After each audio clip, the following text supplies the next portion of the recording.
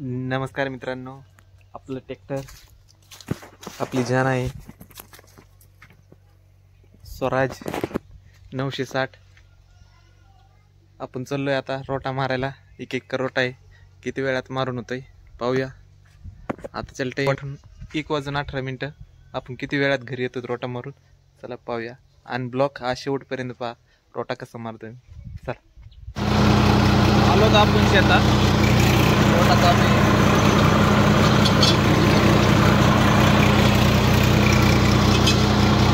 ते पलीकडचा एक तुकडा मारून झालाय. या तुकड्यात चालू केलाय आपण. हे तुकडा पण होत आलाय आता. मित्रांनो झालेला आहे रोटा मारून. आता आपण चाललोय घरी. 1.25 एकर रोटा होता. 2.5 तासाच्या आसपास लागलेले आहेत. सेकंडवर मारलाय. आता आपण घराकडे चाललोय.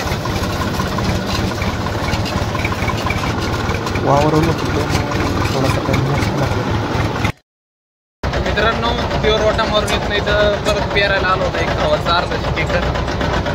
आता ते 1/2 एकर गहू पेरायला चाललोय. आपलं छोटं ट्रॅक्टर घेऊन.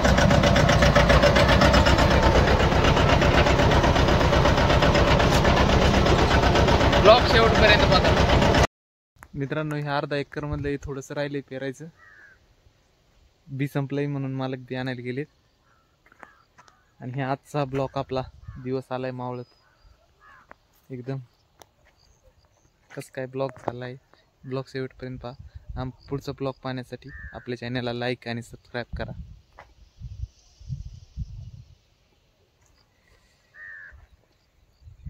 गव्हाची पेटी तुम्हाला दाखवतो मी कशी लावलेली आहे. मी गव्हाची पेटी एकूण 5.5 वर लावलेली आहे. एकूण 5.5, पुढची 5.5 वर लावली आहे आणि मागची 6 वर लावली आहे. कारण की काय होतंय, पेरणी यंत्र थोडंसं पुढं पडलं तर मागचे दाणे कमी उचलतात. त्यामुळं मागची पेटी थोडीशी वाढून लावली आहे. आणि खताची पेटी आहे पाठीमागं. आणि हे 9 फणी खत. 9 फणी आपण गहू पेरत आहे.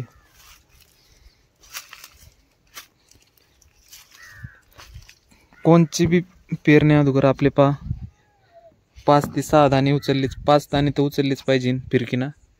तेव्हा आपलं माप एकदम ॲक्युरेट उतरतं. गहू संपलेले आहेत पहा तुम्ही. मालक बियाण. हे आपलं जिओ आहे महिंद्रा. कमेंट करून सांगा आपलं ट्रॅक्टर कसं आहे. ट्रॅक्टर खूप छान आहे. ॲव्हरेज खूप देतंय. पेरणीला बी परवडतंय. मित्रांनो आलोय तर आपण घरी. आपला ब्लॉग शेवटपर्यंत पाहिला त्याबद्दल सर्वांचे मनापासून धन्यवाद. भेटूया पुढच्या ब्लॉगमध्ये.